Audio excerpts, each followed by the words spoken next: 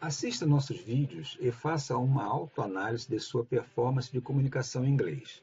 Nosso programa de workshops serve como aprimoramento e fórum de discussão para aplicação do idioma inglês em assuntos específicos. Caso você necessite de reciclagem ou aprimoramento, estamos à sua disposição para ajudar. Os cursos e escolas de inglês que fazem parte de nossa network de parceiros oferecem desde cursos para iniciantes até níveis de super avançados. O importante é participar. Junte-se a nós. Este material é voltado para aqueles que já detêm um certo domínio do idioma inglês e que necessitam ampliar seu vocabulário em áreas específicas. Money talks and the language is English. Come to our workshops where we walk the talk in events promoted by England.com and Oceanoz. You will be able to learn and practice your vocabulary about offshore vessels, oil tankers, platforms, scuba and commercial diving, also maritime regulations and more. Visionary professionals must join our partnership program. Go online and get your registration for the next workshop event close to you. Be part of this extraordinary team.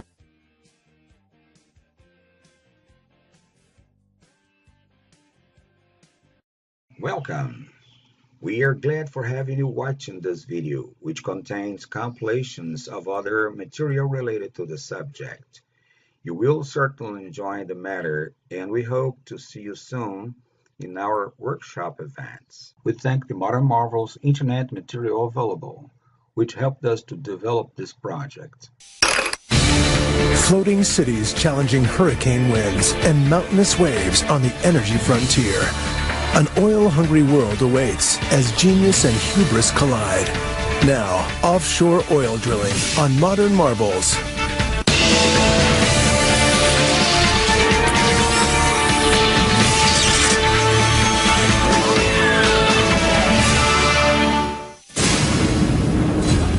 The history of drilling for oil offshore is full of booms, busts, boondoggles, and bankruptcies.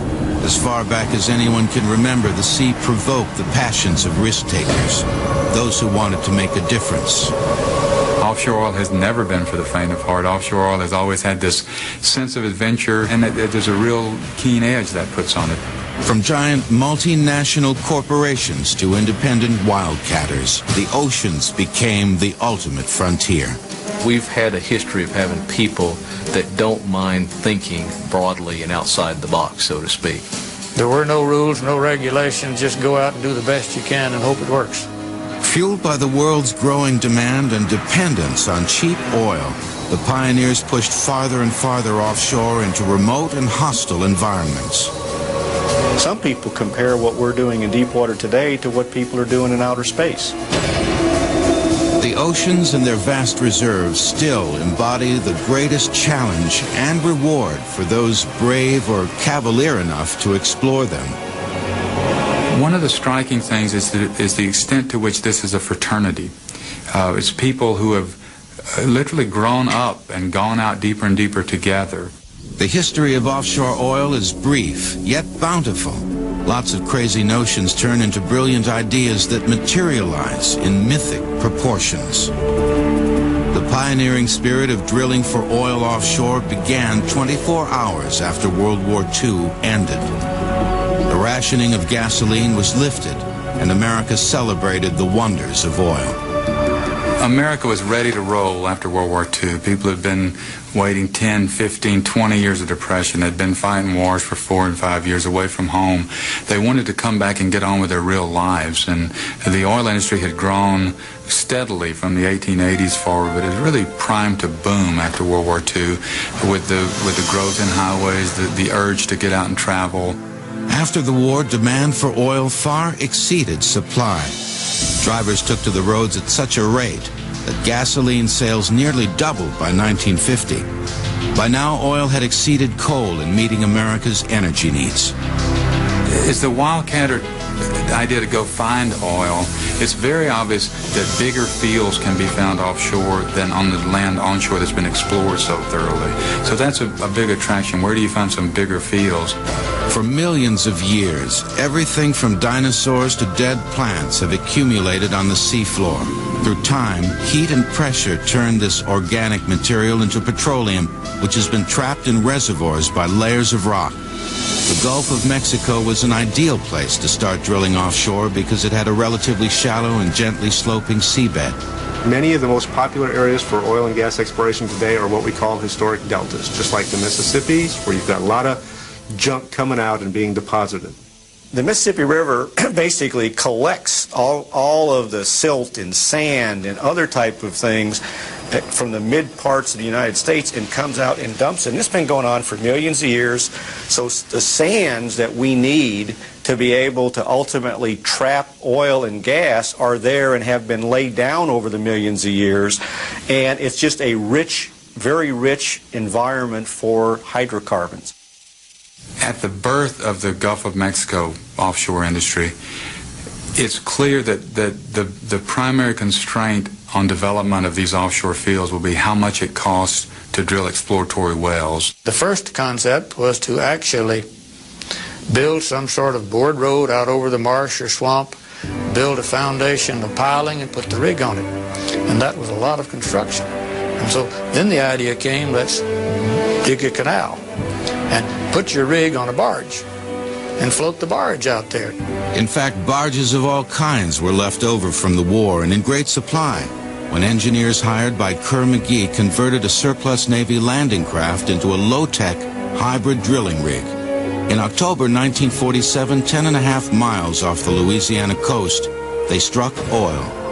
For about 5 years, the companies have more success with this system where they have the old converted World War II ships that are half mobile and half permanent. They build a small platform with a tender, they call it, and the tender holds most of the equipment and most of the men, and if you don't find oil, you can at least tow the tender vessel somewhere else. The trouble is, if you have to build a fixed structure every time you want to drill a well, it becomes very expensive. And the deeper the water, 25 feet would be 5 times as expensive as building something in 10 feet of water. In this period, those are just giant economic costs, and if you can't find a way to salvage some of the costs, you just can't compete with the onshore drillers. And it's fairly clear in the early 50s that either that question will be resolved or the offshore business will not grow. In 1954, a young Marine superintendent named Doc Laborde designed and built his own offshore drilling rig. His vessel, which was named Mr. Charlie, drilled its first well in 40 feet of water. It was one of the earliest mobile offshore drilling units. Designed to explore for oil in shallow water, several compartments in the barge were flooded, causing it to sink and rest on the sea floor, while the workstation on columns remained above water. If oil was discovered, a platform could then be built to produce the oil. If oil was not discovered, Mr. Charlie pumped the water out, packed up, and moved on to the next prospect. Between 1954 and 1958, more than 30 submersibles were built, each one different from the others. Mr. Charlie continued drilling until it was retired in 1990 and turned into a museum. By permanently mounting a drilling rig on a submersible barge, oilmen were able to move from well to well in a matter of days. This innovation not only separated the functions of oil exploration from oil production, but it lowered the cost of exploration, which helped make offshore oil a viable commodity. At the bottom is money. Control of the land meant money, and they didn't have much understanding at all in the early 50s how much money, but it was clear there was money to be made by leasing the land. In 1953, Congress passed the Submerged Land Act, which divided continental waters in two. The area within a 3-mile limit was given to the states, and the rest given to the federal government.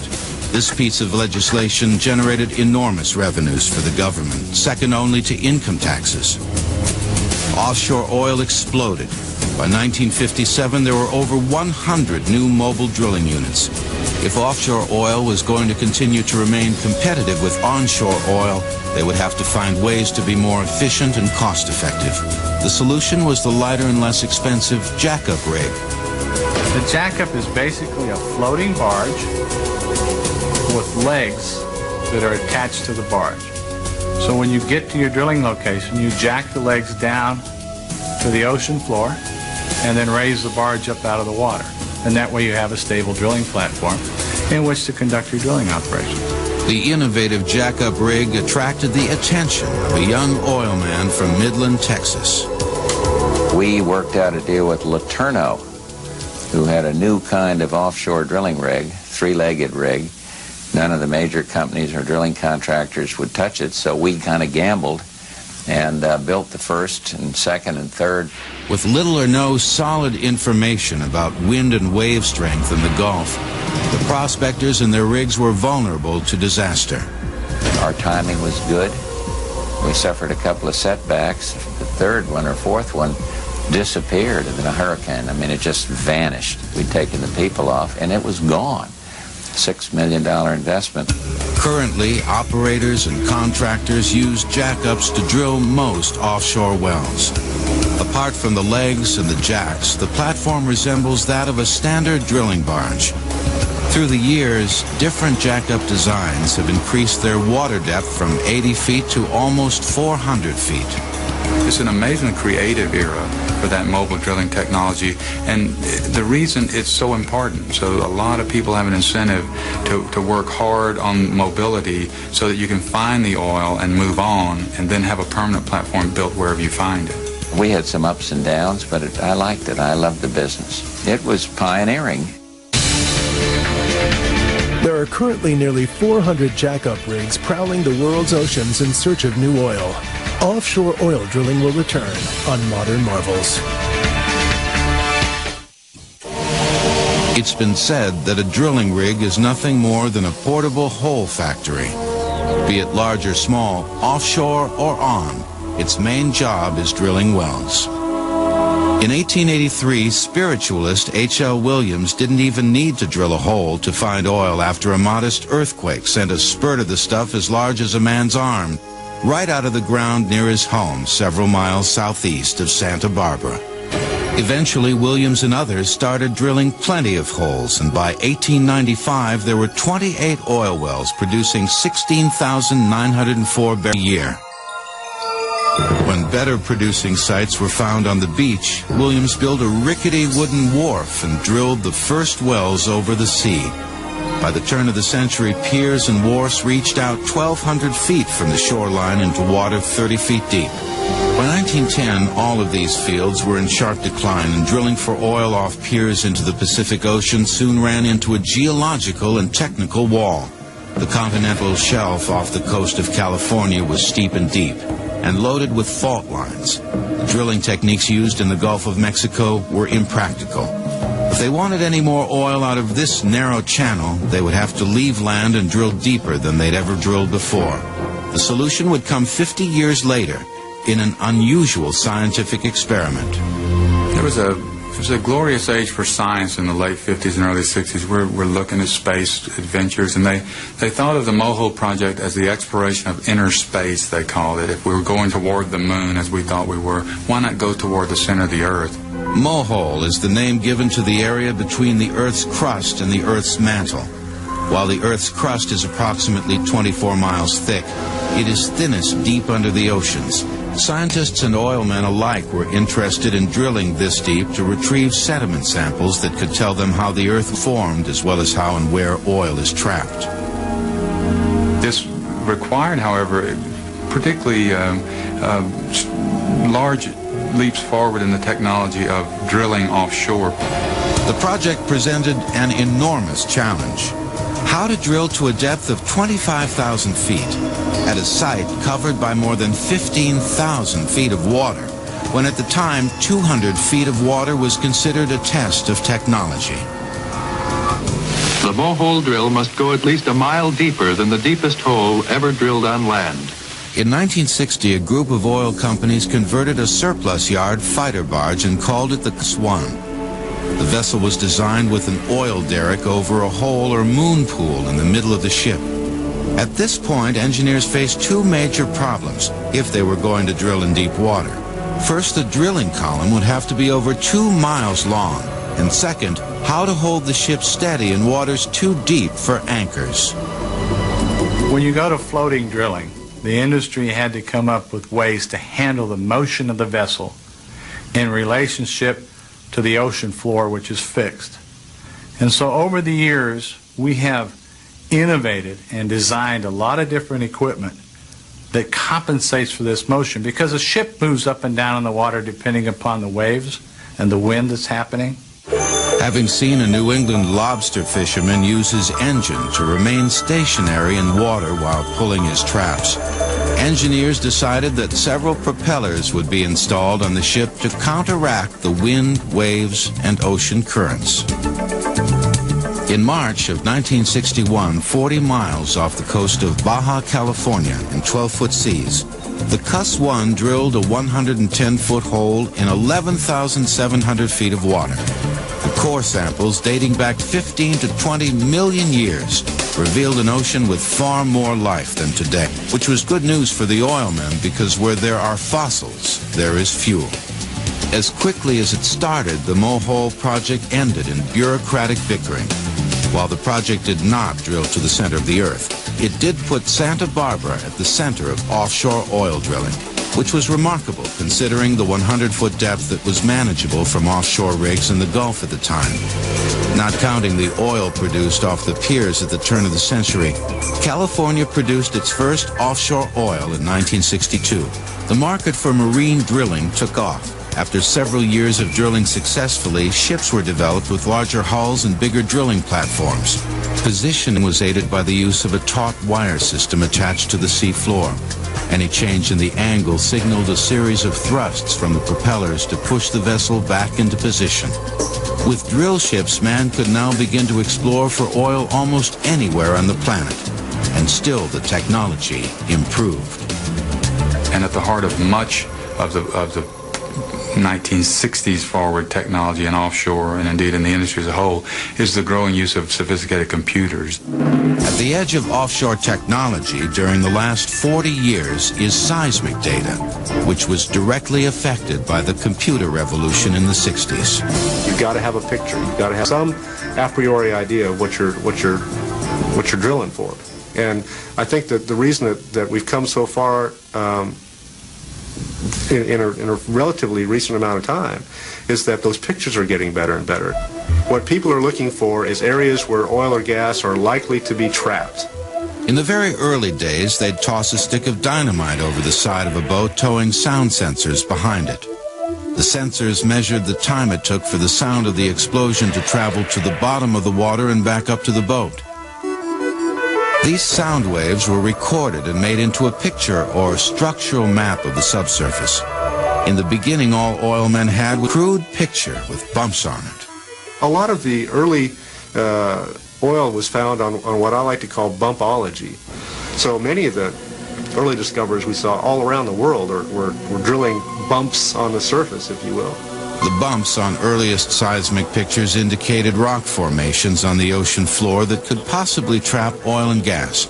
But a lot of those bumps were a bust, an estimated 1 in 15 produced oil, which is an expensive drilling ratio. For years in the Gulf of Mexico, we worked down to a certain economic basement, if you will. That's as far as we could see. Anything beneath that in the subsurface we didn't pay any attention to because we had no idea what was there. But as sound imaging and computer capabilities improved, so did the quality of the information in the bumps. One of the real keys was looking at recording these echoes in 3 dimensions. We call it 3D seismic, where you put sensors in an aerial distribution, and you can start to record all these echoes coming in from various reflections, and through enormous computer power, you can reconstruct these images so that they're an accurate representation of the 3-dimensional structure of the Earth. The very latest seismic technique is the ability to capture subsurface pictures of oil as it moves through a reservoir. That's the 4th dimension, it's the time dimension. The greatest thing about this today is that historically we've been very inefficient in producing our reservoirs. Maybe 30 to 35% of the oil in place when we discover it can we get out of the ground. Partly because we can't see it, partly because it's not produced properly. We pump too hard here and not hard enough here. 4D hopefully will allow us to push that efficiency up to maybe 50, 60, 70%. So we don't have to find new reserves. We have to produce the ones we've already found better. Today, thanks in part to improved seismic information, an estimated 1 in 4 wells drilled produces oil. Offshore oil drilling will return on Modern Marvels. Nearly 3/4 of the Earth's surface is covered by oceans, and nothing embodies the challenge of oil drilling more than these superstructures. Sitting defiantly offshore, these floating industrial cathedrals have revolutionized the search for oil and gas beneath the ocean floor. Today's drilling and production platforms in the Gulf of Mexico are a far cry from the permanent or fixed platforms of the past. The first structure was in 20 feet of water, and we thought that was deep. The earliest platforms were made out of wood pilings and required considerable bracing, which offered limited resistance to wave action. With the availability of steel after World War II, the construction of modern platforms began in 1947 with the installation of the first steel structure in 50 feet of water. It was 1954 before a platform was put in as deep water as 100 feet of water. And these were fixed structures that actually consist of a framework called a jacket. A jacket is a tall vertical section made of tubular steel, which is the foundation of a platform. Piles driven through the base of the foundation secure it to the sea floor. Additional sections on top of the jacket provide space for the drilling rig, equipment, and crew. By 1959, platforms were installed in 200 feet of water. In the very early days, there was no way to have any kind of temporary structure. You had to go out and build a complete platform, put a rig on it, and drill. And then you might find oil and you might not. Historically, the size and development of fixed production platforms was determined by the size of the support equipment that built them. As the lifting capacity of the support equipment grew, so did the size and weight of the oil production structures. When we began in the very shallow water, the structures were probably wider than they are tall. But as we moved out into deeper water, the structures, to keep the cost within reason, you had to make them thinner, and so they became more tall and more lumbering. Fixed platforms of all sizes are constructed the same way today as the pioneers first built them. The jacket for Bullwinkle, the tallest offshore fixed platform in the world, was constructed in one piece in Texas in 1988. The 77,000-ton jacket was loaded onto a barge and towed 332 nautical miles to the production site in the Gulf of Mexico. Bullwinkle was positioned on site, and under the watchful eye of nervous engineers, the structure was launched slowly off the barge, gradually sinking under its own weight. 90 seconds later, the skyscraper-sized structure was afloat over the place where it would be attached to the ocean floor. Engineers opened flood valves that allowed water into the lower chambers of the tubular legs, bringing the massive structure into an upright position. Today, Bullwinkle stands nearly 300 feet higher than the Sears Tower in Chicago. Drilling in depths of 18,000 feet beneath the ocean floor, this superstructure is capable of tapping oil reserves almost 2 miles away through an innovative technique called directional drilling. With a 60-well capacity, Bullwinkle produces 200,000 barrels of oil and 306 million cubic feet of gas a day. That's the exciting aspect of the thing. We're doing stuff that people never thought was possible. 1947, more than 6,000 fixed platforms have been installed offshore in 55 countries around the world. By 1989, the year after Bullwinkle was installed, removal of fixed platforms outpaced installations in the Gulf of Mexico for the first time in history. But the next step offshore was already underway.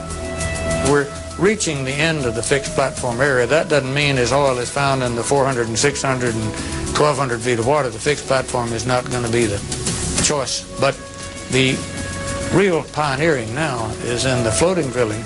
Located 125 miles east-southeast of New Orleans, Ram Powell is a $1 billion state-of-the-art floating drilling and production platform. In September of 1997, oil began flowing through its steel veins, 24 hours a day, 7 days a week. At the current rate, it will take an estimated 25 to 30 years to deplete an oil field estimated at 250 million barrels. Actually, it's a floating structure. It weighs 41,000 tons, and it's 467 feet tall, as high as 46 stories. Ram Powell is a tension leg platform or semi-submersible, capable of handling as many as 20 wells. Sitting in water more than 3,000 feet deep, it is secured to the ocean floor by 12 tendon-like pipes. I try to tell people that the tendons are like rubber bands, and the more you stretch them, the more tense they get or the more rigid they get. So it's the same with pipes. We are nailed in to the ocean floor, the ends of these pipes, and they come up and attach to the bottom of the hull, and it holds us rigid against the environmental forces such as wind and waves. Designed to withstand hurricane force winds of 140 miles per hour and waves 70 feet high, the structure moves about 300 feet from side to side. Ram Powell is capable of pumping 60,000 barrels of oil and 260 million cubic feet of gas a day. That's enough oil to drive your car more than 50 million miles and enough gas to heat 3,000 average homes for a year. Managing the volume of those natural resources is what keeps Ram Powell afloat. We got 6 wells are already drilled and completed, and they're anywhere from 18 to 25,000 feet. The oil and gas are separated on the platform in a maze of pipes and then sent directly to refineries on shore. 42 barrels a minute, the oil and gas travel through a network of underwater pipes 100 miles long. Floating deepwater platforms like Ram Powell were designed and developed not only to withstand the realities of wind and waves, but also the harsh economic reality of increasing demand and lower oil prices in the 80s and 90s.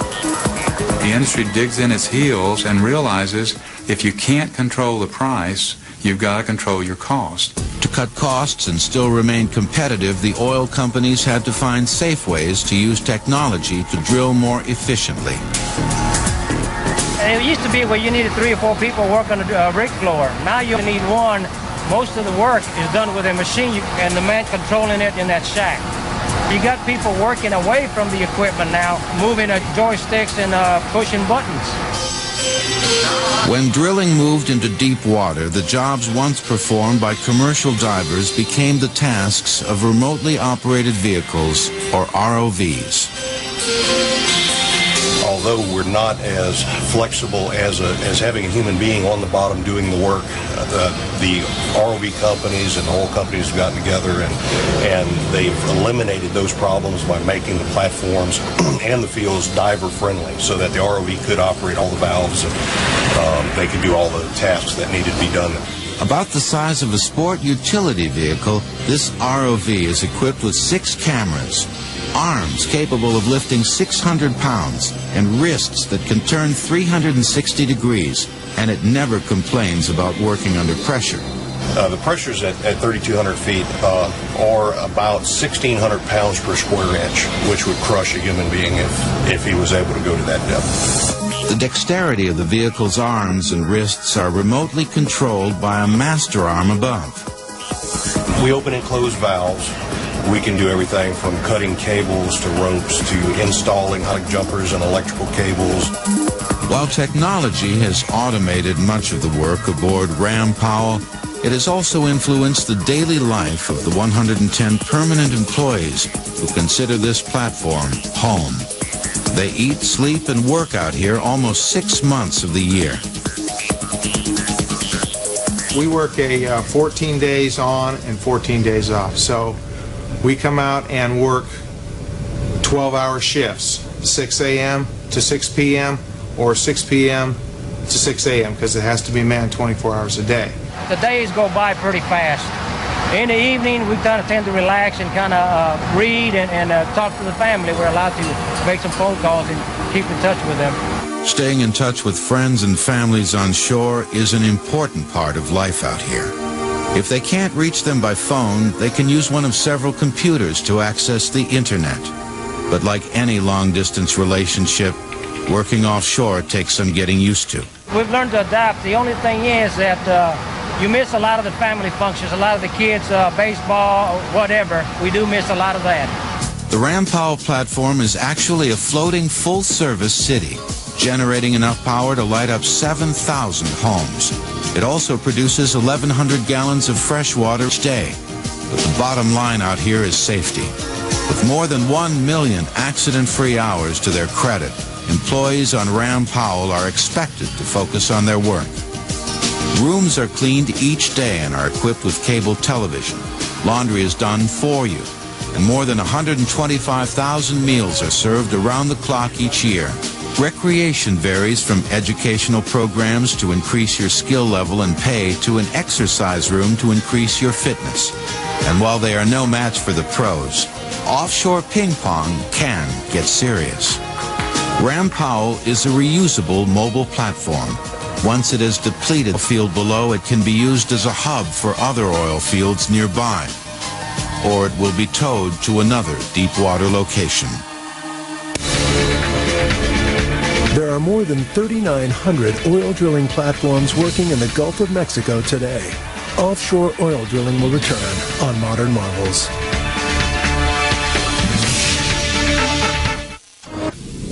You don't care where oil and gas comes from. All you care about is that you can buy it cheaply. That pretty much sums up the attitude of a gas-guzzling world that's been on the move since the end of World War II. Consumption of oil in America tripled. In Western Europe, demand increased 15 times over. And in Japan, consumption increased 137 times. People in industrialized nations were enjoying an unparalleled standard of living in the early 70s when they were forced to confront the strategic value of oil.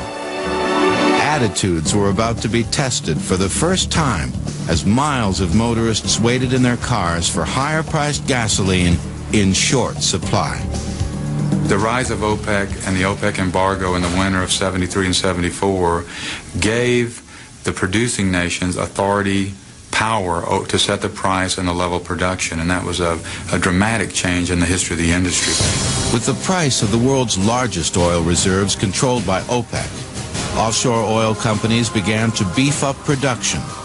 In an effort to remain competitive with the cheaply produced yet highly priced OPEC oil, they could afford to explore for new and bigger reserves of their own.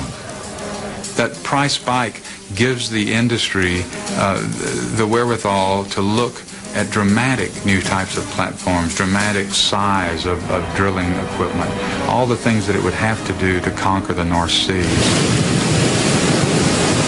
The North Sea is one of the most hostile environments on the planet. A place where 70-foot rogue waves are the rule, not the exception. It would prove to be the ultimate offshore testing ground. We have a little bit of a saying in the oil field is that if it looks to be a real desolate place or a harsh environment, that's probably a place that you're going to find oil or gas.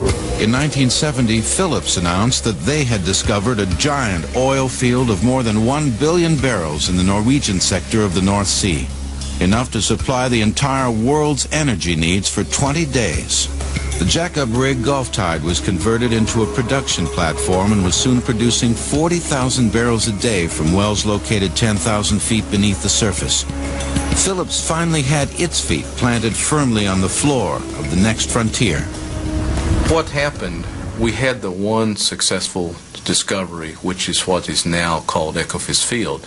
But that gave them encouragement to continue drilling, and in fact, other fields were developed. So what started out as a very simple 3 or 4 platform concept quickly grew into what eventually turned out to be 25 plus platforms out in the immediate, what we call Greater Ekofisk area. The weather conditions continued to haunt them, as did the vastness of their discovery. On April 22, 1977, North Sea pioneers were hit with the unexpected when a well on the Ekofisk Bravo platform blew out of control. 100 men on board the platform jumped overboard into the icy waters after the oil ignited. The blowout spit an estimated 125 tons of oil into the air in the first 48 hours. A safety valve at the sea floor had not been installed correctly. The expression a little bit that I remember when I was there and some of the old guys was, the only thing between you and hell is that valve, and that's exactly what the case is. The blowout lasted for 8 days and tossed an estimated 22,500 tons of oil into the air. There were serious consequences, but luckily no loss of life. Really, one upshot was that the regulatory process tightened up dramatically after the incident. Under strict new safety measures that included better firefighting procedures, the delicate balance between risk and reward continued on a grand scale. During the heyday, we had in excess of 1,000 people living and working offshore Ecofist at any one point in time. So that gives you some kind of sense of the enormity of the operation. But there was a problem. By 1984, engineers realized that the platforms were sinking. There were such withdrawal rates of the oil and the gas in the water over time that eventually the rock that was 10,000 feet below the surface started to lose strength and started to actually compact on itself is the term we use. To fully imagine the magnitude of the problem, you must realize that the Ecofist complex is 1 mile long from end to end. 1 mile worth of platforms, crew quarters, production equipment, separation facilities, and storage tanks, all connected by steel gangways with miles of pipe attached underneath, weighing more than 40,000 tons, and it was sinking, along with the illustrious history of offshore oil. Then out of the blue, somebody had a big idea. No one would have ever thought something like that was feasible. But like a lot of things, it started to build up steam. And what turned out to be really a harebrained idea in the beginning, people started to believe in. What oil workers, engineers, stockholders, and breath holders started to believe in was the idea to actually jack up 6 of the 9 sinking platforms. Jack them up 20 feet, 4 of them at the same time. Jack them up, just like you jack up a car. Sort of. After extensive research indicated that further sinking was unlikely, the harebrained idea was about to come to life. In 1987, with the world watching, several thousand workers temporarily installed 100 hydraulic jacks with a lifting capacity of 700 tons each. With the weight of the platform supported by the jacks, welders cut out a 3-foot section from each leg. Computers activated and monitored the actual elevation. Once the elevation was completed, longer leg sections were moved into place and bolted down. Amazingly, the harebrained idea worked. The $3.5 billion operation stands as a unique feat, never attempted before or since in the history of offshore drilling. And after all of this heavy lifting, the only serious accident, the loss of a fingertip and 1 toe. Since then, Ecofist has been expanded with the construction of 2 new platforms and another 50-well unit. What we see now is, in reality, is that the oil that we thought would end maybe toward the turn of the century is now expected to continue for another 30 years. So it was really a remarkable feat. In 1979, 40 miles off the coast of Norway and 1,000 feet of water, Norsk Shell discovered an even larger reserve containing more than 46 trillion cubic feet of gas, enough to supply 30 million homes with energy for 50 years. Retrieving it would revolutionize oil production. Even before the gas field was considered commercially viable, Shell began building Troll, the world's tallest and heaviest platform in the calm, deep waters of Norway's fjords, safe from the force of nature's wrath in the North Sea. Reinforced with enough steel to build 15 Eiffel Towers, Troll's concrete base is as wide as 3 football fields and provides stability in the soft sea bed. Ever so slowly, 10 of the most powerful tugs in the world began to tow the largest structure man has ever moved from the relative safety of the fjord out to the tumultuous North Sea. The 174 nautical mile journey would take 6 days and was choreographed by 2 satellite systems high above. 4 days into the trip, ballast engineers flooded the huge chambers, beginning Troll's gradual descent in 1,000 feet of water. Tugs strained to hold Troll in position as it sunk to the bottom, permanently committed to its position on the Earth. In 1996, Troll began to bring up the equivalent of 600,000 barrels of gas per day. At its current rate, Troll can fulfill 25% of Europe's gas needs till the year 2010. The oil platform Troll is one of only a few man-made structures visible from space. Offshore oil drilling will return on Modern Marvels. Throughout its brief history, offshore oil has been driven as much by ingenuity, greed, and can-do attitude as it is by its need to supply the unrelenting demand for more and more oil. American motorists drive 2 trillion miles a year, a fact that shamelessly acknowledges that one of the real losers in the oil-fueled fight for the American dream is the environment. Santa Barbara is an interesting event in the offshore. Certainly the most visible disaster in the history of offshore production. On January 28, 1969, a Union Oil Company platform 6 miles offshore was drilling almost a mile beneath the surface when it punctured a pocket of petroleum under high pressure. Oil exploded so violently it ruptured the seafloor and gushed out of control. When the oil spill actually occurred in 1969, it was one of those pivotal events that just happened to be at the right time in the right place to not only cause this community grave concern, but became the catalyst for probably the national, if not national, environmental movement. It wasn't just seeing the beach blackened, it was the horror of seeing thousands of animals suddenly washing up covered with oil. And then the gruesome realization that this was not going to go away overnight. Not only was the oil not going to go away overnight, it was not going to stop for the next 10 days, dumping a total of 3.5 million gallons of crude into the Pacific. The oil slick stretched for 20 miles down the coast and 40 miles out to sea. The California Department of Fish and Game reported the death of countless birds, fish, and other marine life. Cleanup required more than 1,000 people and 25 pieces of equipment to gather and vacuum up the oil.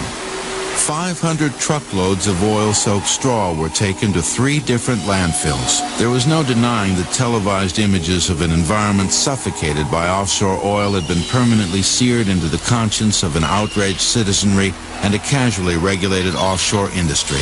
And if you look at the history of offshore production from Santa Barbara toward the present, it's a fairly amazing record of learning how to be clean and doing it instead of talking about it. Offshore oil did indeed clean up its act. According to the U.S. Minerals Management Service, since 1985, 534 platform pipeline accidents have spilled 29,881 gallons of oil along the California coast, a fraction of the oil spilled in the 1969 disaster. In the 1960s, everything was moving very fast. There were no real safeguards. It was just move full speed ahead because we need to have the oil, we need to have the money that comes from it. Today, there's a much more guarded reaction, sort of a balanced view towards both making sure that if you're going to produce economic gain off of your natural resources, that you watch for and look at what the potential impacts are, and that you weigh those long before you ever allow the development to start. The very nature of offshore oil production suggests that accidents will happen, and they do. Continued public and regulatory pressure have forced the offshore industry to develop more sophisticated ways of predicting trouble before it happens. High-tech solutions include everything from submersible cameras to ultrasound scanners that travel in pipelines. While there are no guarantees against future oil leaks, blowouts, and disasters, the offshore industry remains one of the most environmentally regulated throughout the world. The offshore industry's latest innovation is no exception. From the environmental standpoint, the vessel meets and exceeds all existing regulations to this day. You are looking at the future of offshore oil drilling. 835 feet long, the Discoverer Enterprise is only 50 feet shorter than the Titanic, and is an amalgamation of everything the offshore industry has learned throughout its history. This is the next generation drill ship.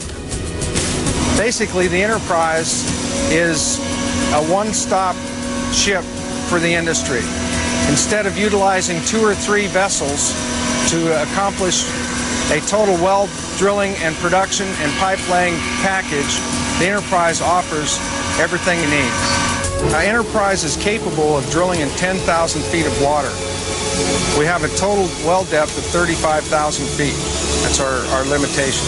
If those are the drilling limitations, the expectations are even greater.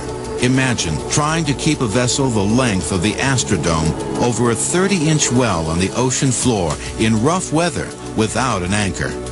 These thrusters are 7,000 horsepower thrusters, pushing 110,000 tons of vessel through the water, achieving 0 drift when we do that. On the vessels in the past, you would achieve some type of drift off because there was not quite enough thrust to do that. But this vessel was designed with the power to be able to rotate around that spot without any drift off. It can also store 125,000 barrels of oil. The world's energy needs have grown 1 to 2% a year over the last 15 years, and yet virtually all the new sources of oil are in geographically remote and politically risky areas. Just how deep are we willing to drill offshore for more oil? I don't think we know how far. The determining factor at the end of the day, in my view, will not be the technology, it'll be the economics. Can you justify from an economic standpoint to go out there? Because the fascinating part is, I think man will always figure out technically how to do it. You don't stop people from figuring out how to do it. It's just, can you afford it? And I think that'll be the ultimate question. Thanks for watching. We know these information you've just seen will add great value to your professional skills. Don't miss our local workshops where you can meet other professionals and enhance your network. We look forward to seeing you soon. Thank you.